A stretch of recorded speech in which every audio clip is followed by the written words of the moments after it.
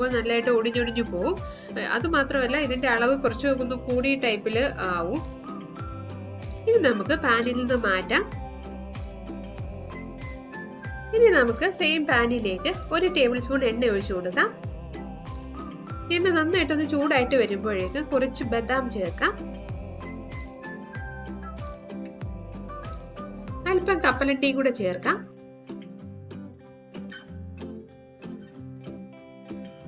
ഇനി 1 മിനിറ്റ് നന്നായിട്ട് ഇതൊന്ന് ഇളക്കി എടുക്കാം.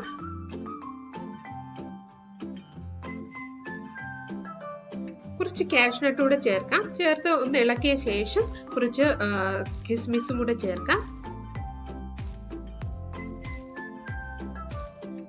അടുത്തതായിട്ട് ഞാൻ ഇതിലേക്ക് ചേർക്കുന്നത് അല്പം മെലൺ സീഡ് ആണ് ചേർക്കുന്നത്.